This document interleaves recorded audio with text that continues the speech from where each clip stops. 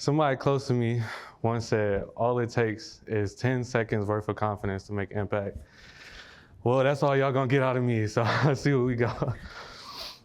Starting my TED Talk, I wanna enter it with a question. What if the one thing standing between where you are right now and where you wanna be is fear?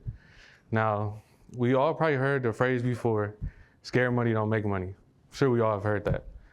Well, in the context of this TED Talk, scared change don't make change. For those who don't know me, I'm a young entrepreneur from Detroit, the city of hustle. And just like many, I never thought I could have a significant impact outside of my comfort zone and even outside of my city. I was just a city kid with dreams of changing the world and no clear path of where to go, no idea of how to start. However, taking risks, learning, and taking action changed everything for me. Today, I want to share with you a quick, simple, and powerful 3-step process: risk, learn, and action. This can inspire change in your life and help you step into new opportunities, not just in the world, but in your community. These 3 steps, they're not just about achieving success. They're about unlocking your potential, pushing past your limits, and creating change that can ripple through your life and others. So first, I want to talk about the power of taking risks. How many times have we let fear keep us from stepping into the unknown or trying something that can change our lives forever? Fear keeps us from seeing our potential.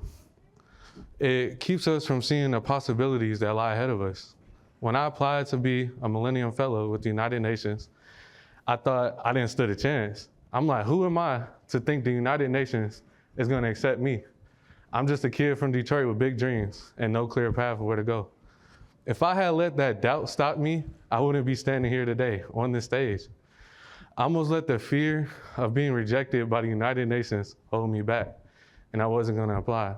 And in doing so, I would have missed out on something that changed my life and my community. That was just a personal story, one of many, where I almost let self-doubt get in the way from doing something big and something that changed my life. I feel like a lot of us do this in our lives. A fellowship could come our way, a new opportunity could come our way, so many things could come our way, and we think, I never get stuff like this. Who am I to think I can get this? We start to doubt ourselves, or we let the fear of what we don't know something is, or how it can change our lives, get in the way of that. And that's where the first step starts. You have to take that risk. You never know what can unfold. So much growth can happen just by taking that first step. I'm sure we always hear this, but the hardest step is always the first step. We hear it a lot, but we don't apply it a lot. That first step is the thing that really changes our lives. Starting a new journey or opportunity is like planting a seed. The hardest part isn't burying it in the soil, it's trusting that it will grow. You have to trust that you taking that step is gonna lead to great things. You have to trust that that risk that you take is gonna change your life for the better. Once that seed is planted, everything else falls into place, just as long as you nurture it. You have to keep going. It doesn't just stop at taking risks. Over time, it could blossom into something so much bigger than you initially imagined. That small first step, that small risk could blossom into something so beautiful. You know, I use this term a lot. Trees and grass start on the same level when they first begin. But when you nurture something, it ends up growing into something much more powerful, something more stronger with a bigger foundation. And that's why it's important to take risks in your life. But that's just the beginning. It doesn't just stop there. After you take that first step into the unknown, that's when the real work begins. You must learn from the experience and grow from it and equip yourself with new knowledge. Through this experience, I learned what it means to truly serve a community and make a lasting impact. It wasn't about advocating for what you think people need. It was about advocating for what they actually need and listening. By hearing their concerns and responding accordingly, you know, a lot of times we think when helping people, we try to offer a short solution or a short-term goal. And when we do this, we end up lessening our impact. I ran into this problem many times. There's this place here in Ohio called the Brown Bag Food Project. And I was in a group where we were trying to raise money so we can donate to them and help them. And we thought they needed small stuff like toilet paper, just like the little small necessities. But then we actually got in touch with them and we looked at their website and we found out they actually had a surplus of that and they needed other things. But if we were to go and get all those things that we thought they needed and just give it to them, we would have lessened our impact on helping our community. And that was the moment where I thought I knew what a community needed, but then I listened and I was completely wrong. By truly hearing the concerns of those I was serving, I was able to tailor a solution that was more impactful than anything I initially imagined. The key takeaway is that servant leadership begins with the ability to listen. By listening, you open the door to learning. And the process of learning is what helps you understand the deeper needs of those that you serve. So that's the key. That's the entry level. When you practice listening and practice open-mindedness, then you can begin to learn. You equip yourself with new knowledge, and that's the process of learning from both successes and mistakes. It's fundamental to creating real change. Whether it's a failure or a triumph, it always holds valuable lessons that help us develop new skills and refine our approach to personal and communal growth. And it is this ongoing process of reflection and adapting through these lessons. Only then can we shape a better future for ourselves and those around us. So we have the first step, taking a risk, the beginning. Then the second step, the transition, is listening, so then we can learn. If you listen, then you can take in that new knowledge, which is the process of learning. That's where change can really come in. Not for an individual, but for those around us. Our true community change. Now that you've taken that risk and you learn, the final step is taking action. The challenging part about change is actually doing something with the knowledge and the experience that you gain. It's time to act. It's time to take what you learn and apply it to the world.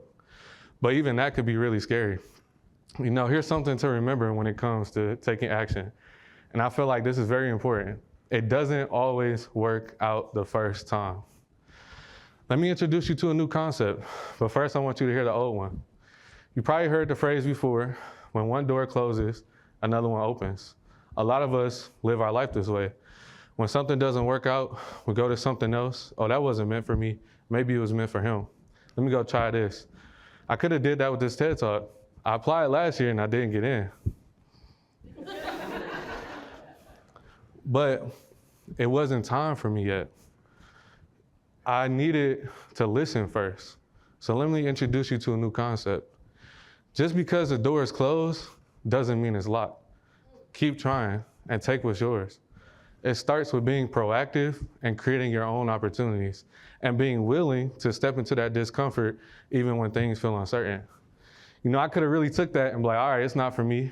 I'm gonna go on YouTube and still share my idea anyway.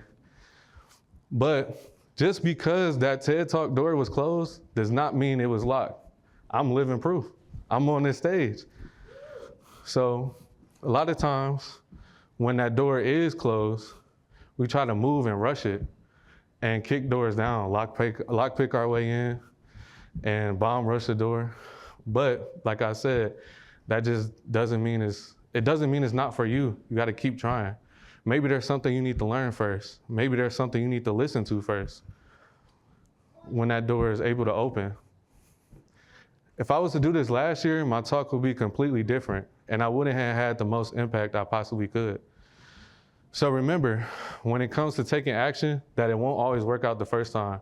Just because that door is closed doesn't mean it's locked. I want to encourage you to take that action even when the progress isn't linear, because it isn't always going to be. Sometimes it's going to be up and down, left to right. It might not work out the second time, the third time, the fourth time. You might want to give up. But as long as you keep trying, you can create that change. So go out there and open some of those closed doors that wasn't ready for you yet and be the best version of yourself. And as I wrap up today, remember this. If you don't remember anything else, remember this. Change doesn't happen when we stay comfortable. when we allow fear to control our lives. When we take that risk and we learn from every experience and we take purposeful action, that's when the transformation begins. For me, the journey wasn't always easy. From doubting myself when I applied to be a Millennium Fellow to facing setbacks and a lot of closed doors along the way, that's when I learned nothing comes without a challenge. But that's precisely where growth happens. And as I stand here today, because I say that a lot, I'm 10 toes down, I'm living proof that taking risks, embracing the learning process, and taking action can create meaningful change. Not just in your life, but in those around you. I want to leave you with this.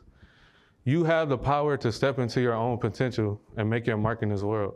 But it starts with you choosing to risk, choosing to learn, and most importantly, choosing to act. So don't let fear decide your future.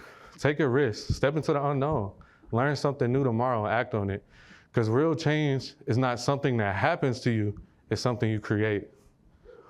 So don't wait for permission to share your gifts with the world. Just step forward and start creating the change you've been waiting for. Thank you.